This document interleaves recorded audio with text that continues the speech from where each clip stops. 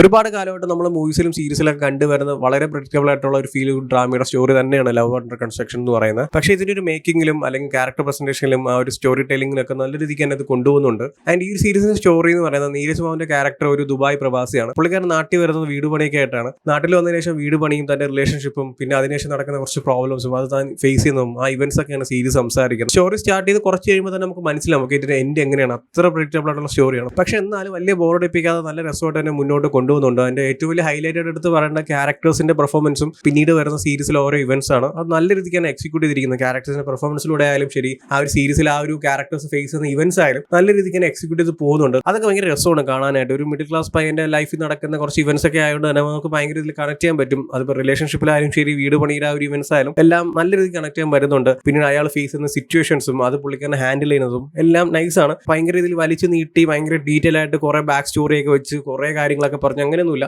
എന്താണ് ആവശ്യം അത് വിത്തിൻ ടൈമിന്റെ നല്ല രീതിക്ക് തന്നെ പറഞ്ഞു പോകുന്നുണ്ട്. ആകെ 6 എപ്പിസോഡേ ഉള്ളൂ. ഓരോ എപ്പിസോഡ് ഒരു 30 മിനിറ്റിന്റെ അകത്തേ ഉള്ളൂ ഡ്യൂറേഷൻ. അതുകൊണ്ട് തന്നെ വലിയ ലാഗ് ഒന്നും ഇല്ല എപ്പിസോഡ് വൈസ് നോക്കുവാണെങ്കിൽ തന്നെ. സോ എന്തായാലും കണ്ടിരിക്കാൻ പറ്റിയ വലിയ ബോറടിപ്പിക്കാതെ ഫൺഫിൽ ആയിട്ട് മുന്നോട്ട് കൊണ്ടുവന്ന ഒരു സീരീസ് തന്നെയാണ്. പ്രഡിക്റ്റബിൾ ആയിട്ടുള്ള സ്റ്റോറിയും കാര്യങ്ങളൊക്കെ ആണെങ്കിലും നല്ല രസമാണ് കണ്ടിരിക്കാൻ. അതായത് ആ ഒരു സീരീസ് സ്റ്റാർട്ട് ചെയ്ത് അതിന്റെ എൻഡ് ആകുമ്പോൾ ഓക്കെ അടിപൊളി ഒരു ഫീൽ നമുക്ക് കിട്ടുന്നുണ്ട്. സോ എന്തായാലും ചെക്ക് ചെയ്ത് നോക്കാം. ഓൾറെഡി ഈ ഒരു സീരീസ് കണ്ടവരാണെങ്കിൽ നിങ്ങളുടെ ഒപ്പീനിയൻസ് എന്താ വെച്ചാൽ കമന്റ് ചെയ്യൂ. വീഡിയോ ഇഷ്ടപ്പെട്ടാൽ ലൈക്ക് ചെയ്യൂ, ഷെയർ ചെയ്യൂ. ഇതുപോലത്തെ കൂടുതൽ വീഡിയോസിന് ചാനൽ സബ്സ്ക്രൈബ് ചെയ്യൂ. Thank you so much.